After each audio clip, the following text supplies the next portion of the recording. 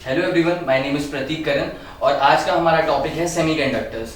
अगर हम मटेरियल्स को, इलेक्ट्रिकल मटेरियल्स को अगर हम क्लासिफाई करते हैं उनके कंडक्टिविटी के बेसिस पे, तो वो तीन तरह के होते हैं। एक होता है कंडक्टर, एक होता है इंसुलेटर और एक होता है सेमीकंडक्टर। ठीक है, कंडक्टिविटी क्या होती है? बेसिकली इलेक्ट्रॉन की किसी भी कंडक्टर के अंदर मूव करने की जो टेंडेंसी होती है, जो कैपेसिटी होती है, जो एबिलिटी होती है, उसको हम कह सकते हैं कंडक्टिविटी। जैसे कॉपर वायर के अंदर इलेक्ट्रॉन्स बहुत आराम से मूव कर जाते हैं, तो हम कह सकते हैं कि कॉपर वायर के अंदर कंडक्टिविटी काफी अच्छी है। ठीक है, अगर प्लास्टिक वायर की बात करोगे तो उसके अंदर जो इलेक्ट्रॉन्स है वो उतने आराम से मूव नहीं कर सकते, तो हम कहते हैं कि उसके अंदर जो कंडक्टिविटी है वो बहुत ही खराब होती है। ठीक है, तो वैसे ही सेमीकंडक्टर्स क्या होते हैं? ये ऐसे डिवाइसेस या ऐसे मटेरियल्स होते हैं जिनकी कंडक्टिविटी ना ही इतनी अच्छी है कि आप इन्हें कंडक्टर की कैटेगरी में रख सको, और ना ही इनकी कंडक्टिविटी इतनी बेकार है कि आप उनको इंसुलेटर की कैटेगरी में रख सको। सो दे लाई समवेयर इन बिटवीन दिस। ठीक है, तो उन्हें अपन कहते हैं सेमीकंडक्टर्स। सेमीकंडक्टर के जो सबसे क्लासिक एग्जांपल है वो होता है तुम्हारे पास सिलिकॉन और जर्मेनियम।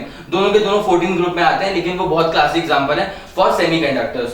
तो सेमीकंडक्टर्स दो तरह के होंगे आपके पास। एक होगा इंट्रिंसिक सेमीकंडक्टर, जिसको हम कहते हैं प्योर सेमीकंडक्टर। जैसे कि आप ये क्रिस्टल देख सकते हैं, इसमें सिर्फ सिलिकॉन भरा हुआ है, इसके अंदर और कोई दूसरा आइटम नहीं है। ठीक है, तो इसको अपन कहते हैं प्योर सेमीकंडक्टर या प्योर क्रिस्टल, इंट्रिंसिक सेमीकंडक्टर। अब दूसरा होता है एक्सट्रिंसिक सेमीकंडक्टर, ये होता है इम्प्योर। अगर मैं इसके अंदर ला करके एक लेट्स से 15 ग्रुप का एलिमेंट पुट कर दूं, या फिर इसके कोई दूसरा वाला 13th वाला पुट कर दूं, तो उसकी वजह से अब ये उतना प्योर नहीं रहा, दिस बिकम्स इम्प्योर सेमीकंडक्टर, जिसको हम कह सकते हैं एक्सट्रिंसिक सेमीकंडक्टर। एक्सट्रिंसिक सेमीकंडक्टर की आखिरी क्लासिफिकेशन में भाई साहब दो तरह की होती है, एक होती है एन टाइप सेमीकंडक्टर और एक होता है पी टाइप सेमीकंडक्टर। ये चेन अगर तुमको समझ में आ रहा है ना, तो चैप्टर डिकोड वैसे ही हो चुका है। ठीक है, अब यहाँ पे सबसे पहले हम बात करते हैं इंट्रिंसिक सेमीकंडक्टर की। तो ये रहा इंट्रिंसिक सेमीकंडक्टर। इंट्रिंसिक सेमीकंडक्टर के अंदर ना कंडक्टिविटी बहुत ही खराब होती है। मान लो कि कंडक्टिविटी बिल्कुल है ही नहीं, ठीक है, बहुत कमजोर कंडक्टिविटी होती है। कंडक्टिविटी कैसे आती है? इलेक्ट्रॉन्स के मूव करने से।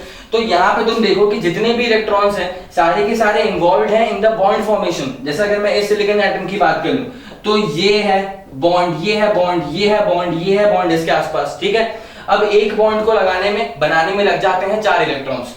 आई एम सो सॉरी, एक बॉन्ड को बनाने में लगते हैं 2 इलेक्ट्रॉन। तो जैसे ये बॉन्ड बना हुआ है, तो एक इलेक्ट्रॉन ये, एक इलेक्ट्रॉन ये, एक इलेक्ट्रॉन ये, एक इलेक्ट्रॉन ये इलेक्ट्रॉन इस सिलिकॉन के एटम ने दिए। ठीक है, अब उसके बाद अगर आप इस बॉन्ड की बात करोगे, तो एक इलेक्ट्रॉन इस सिलिकॉन एटम का है और अगला इलेक्ट्रॉन जो है वो बाजू वाले सिलिकॉन एटम का है। तो जितने भी इसके अंदर इलेक्ट्रॉन्स हैं वो सारे के सारे इन्वॉल्व हैं, बिजी हैं इन द बॉन्ड फॉर्मेशन। वो मूव नहीं कर पाएंगे, मूव नहीं कर पाएंगे तो करंट कहां से आएगा?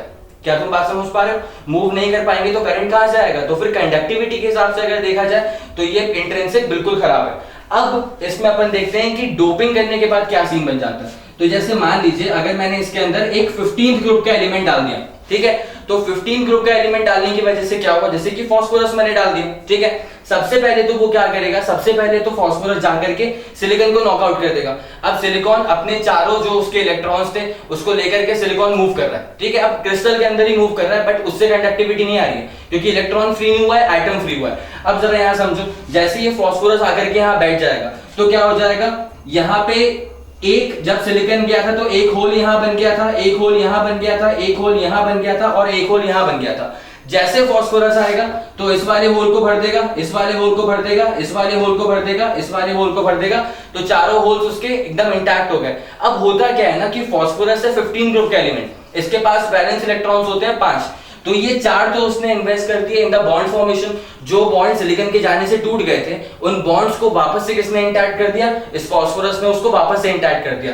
अब उसके बाद इसका जो 5वां इलेक्ट्रॉन है भाई साहब वो तो फ्री है ना, ये तो मूव कर सकता है। अब ये जो उसका 5वां इलेक्ट्रॉन है ये फ्री है, ये फ्री है, तो ये मूव करेगा तो फिर इसकी वजह से कंडक्टिविटी आ जाएगी। तो जहां इंट्रिंसिक सेमीकंडक्टर में इलेक्ट्रॉन्स फ्री नहीं होने की वजह से कंडक्टिविटी नहीं आ रही थी, वैसे यहां पे फास्फोरस को जैसे आप यहाँ पे इंड्यूस करते हो तो 5वां इलेक्ट्रॉन फ्री हो जाता है और फिर वो मूव करता है जिससे कि कंडक्टिविटी आ जाती है। तो इंट्रिंसिक सेमीकंडक्टर से बेटर है कि आप इसको बना लो 15 ग्रुप की डोपिंग कर करके। ठीक है, इसको हम कहते हैं एन टाइप सेमीकंडक्टर।